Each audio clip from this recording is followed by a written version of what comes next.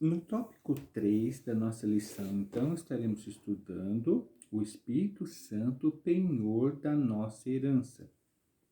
O Espírito Santo desempenha importante papel no plano de salvação idealizado por Deus Pai.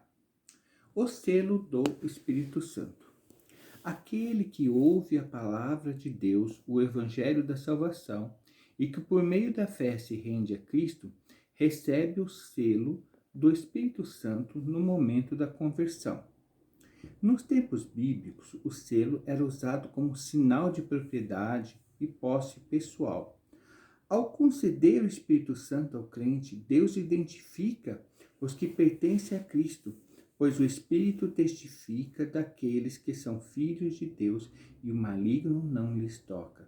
Vejamos que importante, irmãos, esse texto que nos fala que o Espírito testifica daqueles que são os filhos de Deus e o maligno não lhes toca. Ou seja, nós somos guardados por Deus de todo o mal.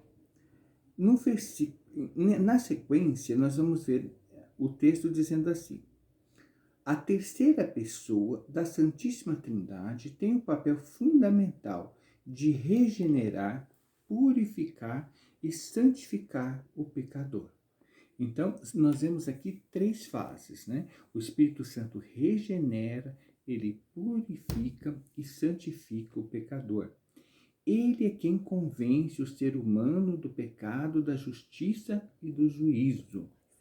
Então, o Espírito Santo, ele age na vida do pecador. Quando este ouve a palavra do Senhor, é o Espírito Santo que age no seu coração, convencendo-o do pecado, da justiça e do juízo. E que também produz no crente o verdadeiro relacionamento com Deus por meio do fruto do Espírito.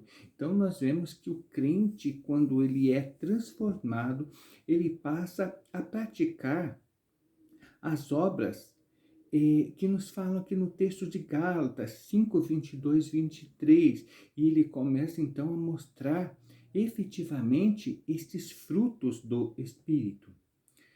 No item 2, nós vemos agora dizendo sobre o penhor da nossa herança. O termo grego arrabon pode ser traduzido como depósito, penhor, garantia ou ainda primeira parcela. A palavra tem origem semítica e era usada nas transações comerciais para assegurar o preço ou garantir o pagamento de algo. Paulo ensina que o Espírito Santo é o depósito que garante a nossa herança em Cristo. Tudo isso significa que aquele que tem o selo do Espírito Santo tem a salvação garantida. Isso não quer dizer que o crente está salvo para sempre, independente de sua conduta, mas que a redenção está validada aos eleitos em Cristo que permanecem fiéis. Nós vamos encontrar na Bíblia Sagrada versículos que confirmam que o cristão ele precisa ser fiel até o fim, ser fiel até a morte, e dar-te-ei a coroa da vida. Então nós vemos que a palavra de Deus nos fala que nós devemos permanecer fiéis até o fim. Há um outro versículo que diz que aquele que perseverar até o fim será salvo. Então é um erro nós considerarmos que uma vez salvo, sempre salvo, do ponto de vista que o pecador ou o cristão acha que não tem necessidade de viver uma vida na presença de Deus, mas pode agir de qualquer maneira. Não é assim que a Bíblia nos ensina. A Bíblia nos ensina que nós devemos ser fiéis até o fim da nossa vida. Na conclusão desta lição, nós encontramos o seguinte comentário. Nessa porção da Epístola aos Efésios, o plano divino revelado resulta na reconciliação do ser humano com Deus por meio de Cristo e na restauração de todas as coisas visíveis e invisíveis. Ambos os propósitos devem redundar em louvor e glória ao Deus eterno. Na plenitude dos tempos, todo o desígnio divino estará plenamente executado. Ou seja, nós podemos entender que no final dos tempos, tudo aquilo que Deus planejou, tudo aquilo que Deus quis será executado. Muitas vezes o homem ele pode pensar que a sua forma de viver, a forma como ele vive, não tem influência na sua salvação. Mas vejamos bem, aqui no texto sagrado, nós vemos que é muito importante que o cristão cumpra o que está escrito na palavra de Deus. E sabemos que no final dos tempos, tudo aquilo que Deus planejou para cada um de nós terá cumprimento. Nós vamos ver agora aqui, apenas para nós refletirmos, algumas questões que foram deixadas para a nossa meditação a respeito da sublimidade das bênçãos espirituais em Cristo. Vejamos algumas questões. Qual é a característica de Efésios 1, 3, 14? O apóstolo Paulo apresenta uma sequência de texto que se caracteriza pela verdadeira adoração e bondade ativa de Deus.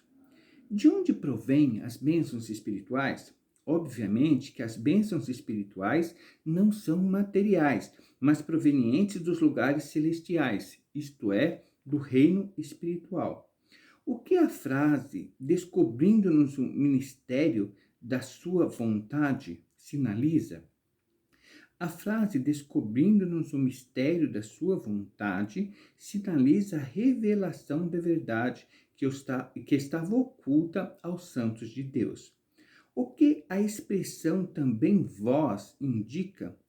Paulo muda do pronome nós, ele e os judeus, para o também vós, os gentios, indicando que em Cristo os crentes de ambos os povos são herdeiros da promessa.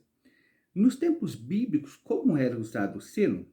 Nos tempos bíblicos, o selo era usado como sinal de propriedade e posse pessoal. E assim, nós encerramos esta lição de número 2 e passaremos à lição de número 3, que tem como título Eleição e Predestinação.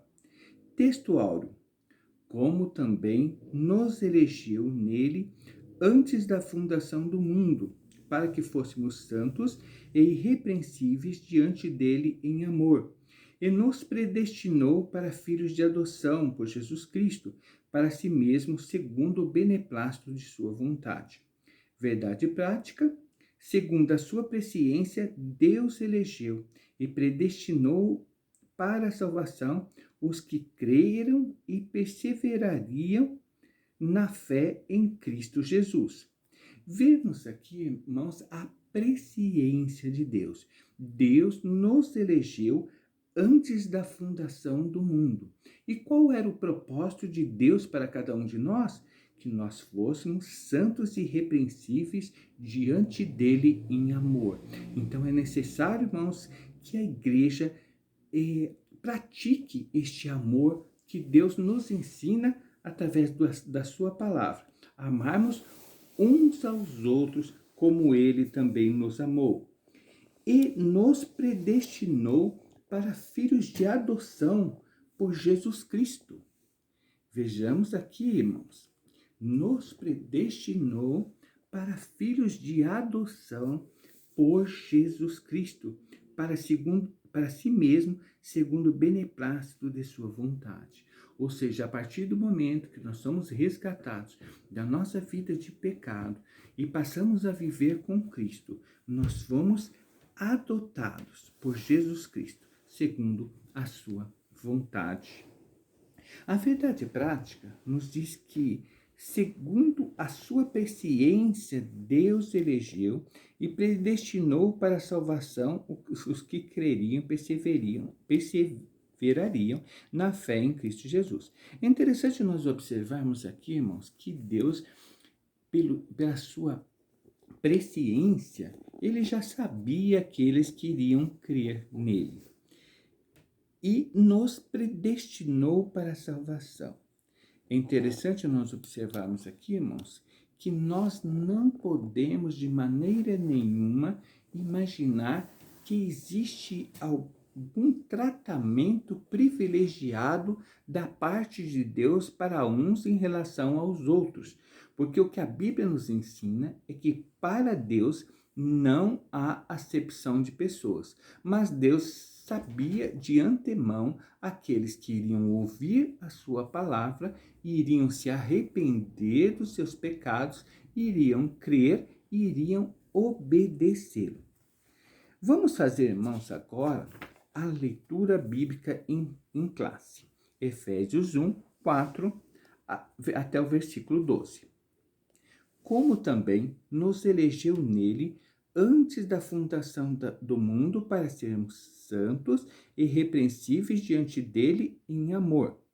E nos predestinou para filhos de adoção por Jesus Cristo, para si mesmo segundo o beneplácito de sua vontade, para louvor e glória da sua graça, pela qual nos fez agradáveis a si no amado, em quem temos a redenção pelo seu sangue, a remissão das ofensas segundo as riquezas da sua graça, que ele tornou abundante para conosco em toda a sabedoria e prudência, descobrindo-nos o mistério da sua vontade, segundo o seu beneplácito que propusera em si mesmo, de tornar a congregar em Cristo todas as coisas, na dispensação da plenitude dos tempos, tanto as que estão nos céus como as que estão na terra. Nele digo, em quem também fomos feitos herança, havendo sido predestinados conforme o propósito daquele que faz todas as coisas segundo o conselho da sua vontade, com o fim de sermos para louvor da sua glória, nós os que primeiro esperamos em Cristo. Nós vemos aqui, irmãos, que Deus tem um propósito bem claro para a sua igreja. Ele nos elegeu antes da fundação do mundo, espera da sua igreja que nós, como servos seus, sejamos santos e irrepreensíveis e pratiquemos o amor.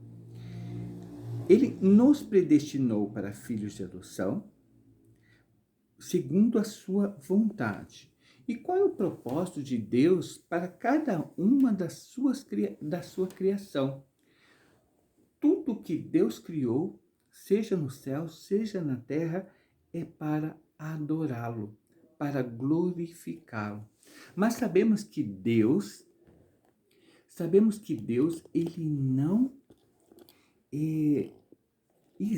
ele não fez isso de uma forma arbitrária. Todo ser humano ele pode adorar a Deus, mas também ele pode negar a existência de Deus. Deus dá a cada um de nós o direito de escolhermos o caminho que nós queremos seguir, mas o propósito de Deus, que Deus escolheu para cada um de nós, é nós adorarmos, porque Ele é digno de todo louvor, de toda honra e de toda glória. E nós sabemos que nos céus os anjos não param de dizer: Santo, Santo, Santo é o Senhor dos exércitos. Então aqui no versículo 7 fala que nós temos a redenção pelo seu sangue. Então, através do sangue de Cristo, nós tivemos a remissão dos nossos pecados diante de Deus. No versículo 8 nos fala que ele tornou abundantemente para conosco em toda a sabedoria e prudência. Então, nós sabemos que Deus, ele tem um cuidado especial para com a sua igreja. Deus está sempre nos auxiliando nos nossos momentos de dificuldade. Deus está sempre agindo em benefício da sua igreja. No versículo 9, vai nos dizer que descobriu-nos o mistério da sua vontade, segundo o beneplácito que que propuseram em si mesmo. Então, Deus, ele revela através da sua palavra para cada um de nós qual é a sua vontade. A sua vontade que nós sabemos que ela é boa, perfeita e agradável. O objetivo do Senhor nosso Deus está relatado no versículo 10, de tornar a congregar em Cristo todas as coisas, na dispensação da plenitude dos tempos, tanto as que estão nos céus como as que estão na terra. Nós sabemos que todos os seres criados por Deus tiveram o direito de honrá-lo, de adorá-lo, de glorificá-lo, mas também de negá-lo. Bem-aventurados são aqueles que não negam ao Senhor. Bem-aventurados são aqueles que vivem a sua vida para louvar, adorar e glorificar ao Senhor Deus, Criador dos céus e da terra. No versículo 11 nos diz assim: nele digo, em quem também fomos feitos herança, havendo sido predestinados conforme o propósito daquele que faz todas as coisas, segundo o conselho da sua vontade. Aqui nós vemos, irmãos, como prevalece o propósito de Deus sobre todas as coisas. Ainda há situações que o homem tenta resistir à vontade de Deus. Mas a Bíblia nos ensina: se hoje ouvirdes a sua voz, não resistais. Né? Quando nós ouvimos a voz do Senhor, nós devemos nos entregar totalmente para Ele, porque Ele é digno de todo louvor. No versículo 12, com fim de sermos para o louvor da sua glória, nós os que primeiro esperamos em Cristo. Então esse é o propósito de Deus para a sua igreja, que nós estejamos em constante adoração. Vamos dar início agora à introdução da lição. A eleição e a predestinação são termos importantes na compreensão da doutrina da salvação. Esses vocábulos ligados entre si elucidam o plano divino de salvar os pecadores. Nesta lição, abordaremos os conceitos bíblicos e a interpretação pentecostal referente à eleição e à predestinação. Ponto central, a eleição segundo a presciência de Deus. Então vejamos de que maneira nós podemos entender essa questão da eleição. Já no início, antes da fundação do mundo, pela sua presciência, a sua capacidade de saber o que vai acontecer no futuro, Deus já sabia aqueles que iriam crer na sua palavra, se arrepender dos seus pecados e dedicar uma vida de louvor e de adoração a Ele. A esses nós podemos chamar de os eleitos. E a esses que foram eleitos, Deus predestinou para fazer a sua obra na terra, para anunciar a sua palavra, para que o evangelho fosse anunciado a todos os povos. No tópico 1, está dizendo eleitos para uma vida santa e irrepreensível. A dádiva da eleição precede a nossa existência. Antes da fundação do mundo, Deus planejou salvar e capacitar para uma vida de santidade os que Ele elegeu de antemão. Então nós vemos que Deus já havia lá no princípio, antes que nós nascêssemos, Ele já havia nos predestinado para viver uma vida segundo a sua santa vontade. A eleição divina. Eleição traz a ideia de escolha. Aos Efésios 1, versículo 4.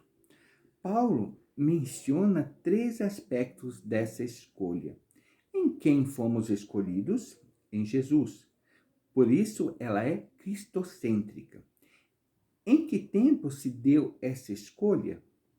O tempo é dito como antes da fundação do mundo. E qual a finalidade? Para que fôssemos santos e irrepreensíveis. Donald Stamps, editor da Bíblia de Estudos Pentecostal, afirma que a eleição de pessoas ocorre somente em união com Jesus Cristo e que ninguém é eleito sem estar unido a Cristo pela fé. Nossa declaração de fé assevera que Deus elegeu a igreja desde a eternidade, antes da fundação do mundo, segundo a sua presciência. Então nós vemos que Deus, através da sua palavra, nos ensina que todo o seu propósito, em todo o decorrer da história da igreja, já estava predeterminado. O Senhor, pela sua presciência, o Senhor nosso Deus, pela sua presciência, ele já sabia o que cada um de nós iríamos fazer. E assim, ele nos elegeu e nos predestinou para que fizéssemos a sua vontade sobre a terra. As condições da eleição. A Bíblia de Estudo Pentecostal ensina que a eleição para a salvação em Cristo é oferecida a todos e torna-se uma realidade para cada pessoa de acordo com seu prévio arrependimento e fé. Entretanto, esse meio não é meritório e ninguém pode cumpri-lo sem a graça de Deus. Desse modo, fomos eleitos por iniciativa divina por causa da graciosa obra de Cristo e não pelas nossas obras. Então, o que nós podemos entender aqui? Se não fosse o sacrifício de Cristo por nós na cruz, estávamos todos nós perdidos. Mas o Senhor nosso Deus propiciou para nós um meio para que nós fôssemos salvos, através da sua misericórdia para conosco. Vida santa e irrepreensível. Paulo enfatiza que a eleição tem a finalidade específica de sermos santos e irrepreensíveis diante dele. Nesse aspecto, o vocábulo grego ágio, santo, significa separado do pecado. O adjetivo grego amomos, irrepreensível, expressa algo sem defeito ou inculpável. Os termos apontam para a santificação, isto é, o mais alto padrão ético e moral de vida para agradar a Deus que nos elegeu em Cristo.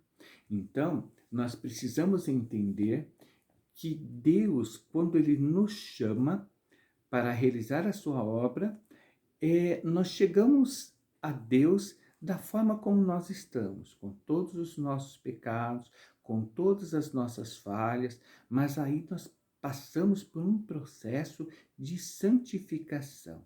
Nós precisamos abandonar o mundo, precisamos abandonar tudo aquilo que é desagradável aos olhos de Deus para vivermos uma vida de santidade diante dele.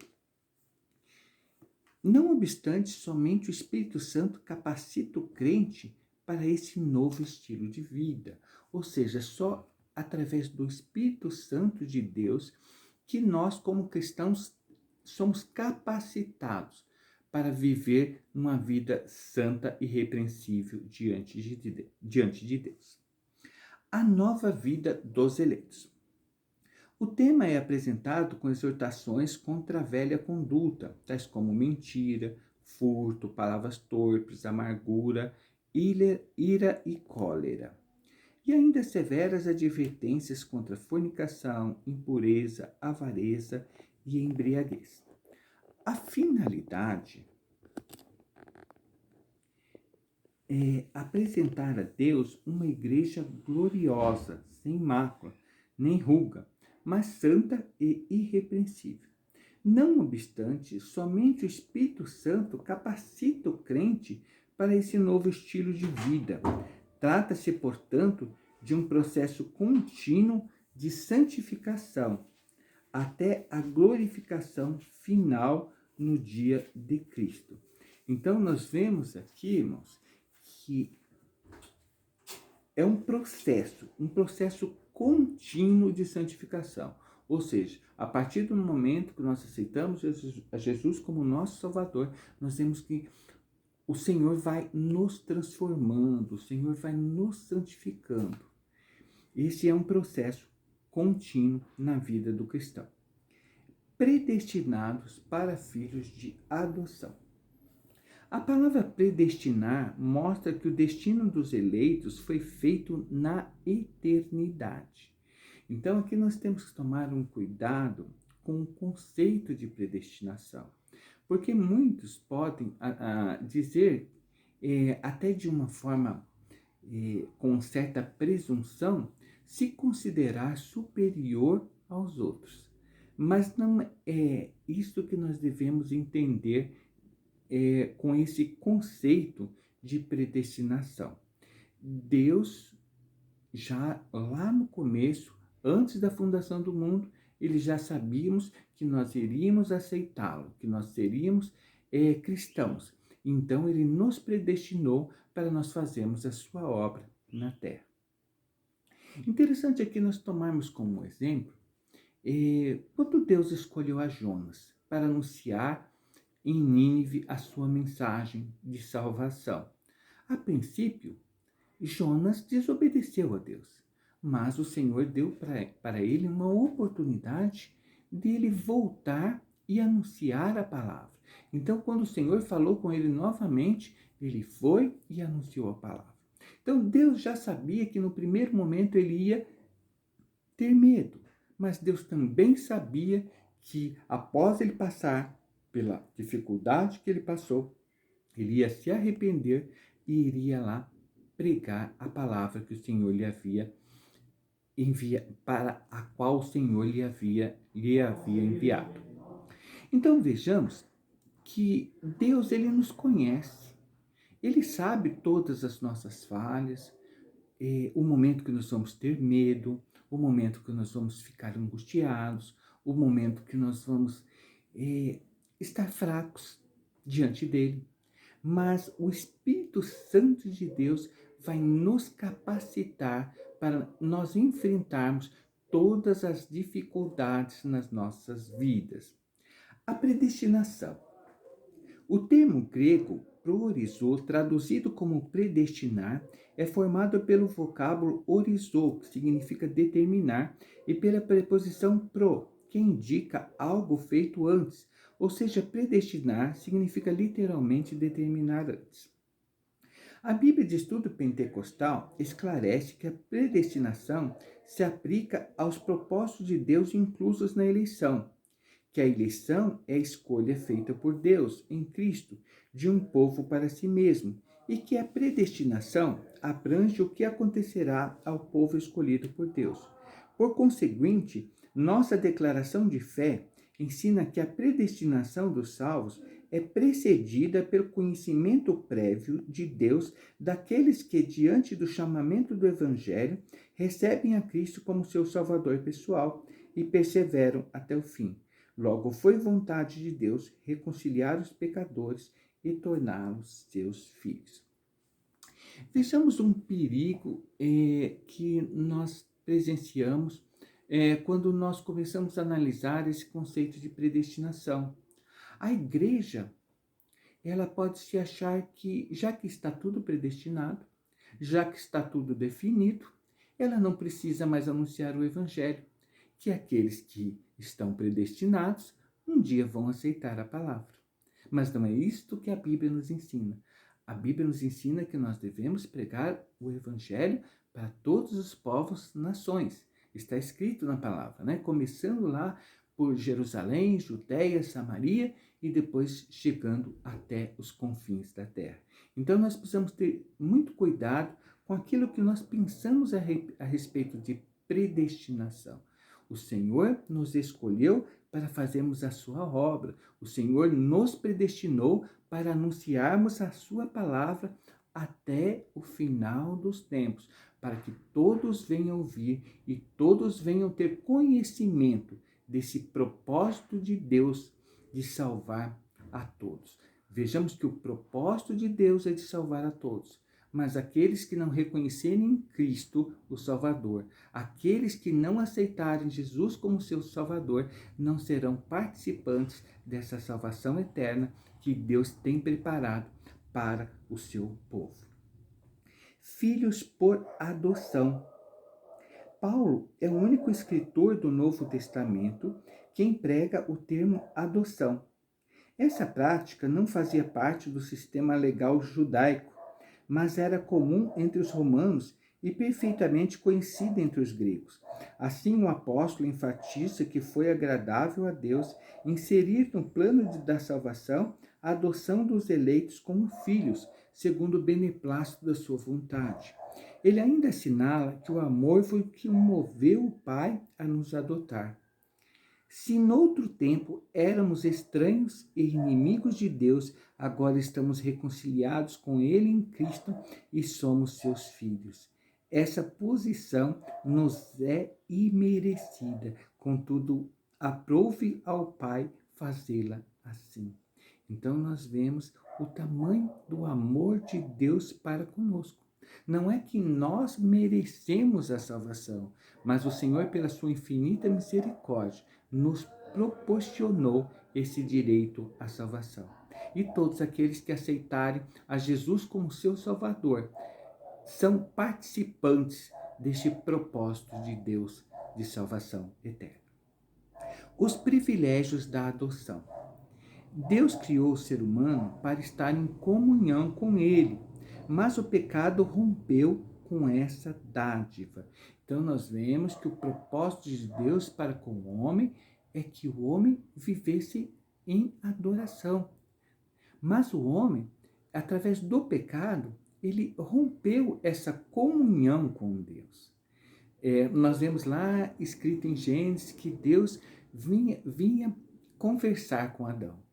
E a partir do pecado, o homem foi se afastando de Deus e perdeu essa comunhão plena com Deus. Mas o desejo do Senhor é que nós estejamos cada vez mais em comunhão com Ele, ouvindo a sua palavra, obedecendo a sua voz e cumprindo o que Ele tem para cada um de nós.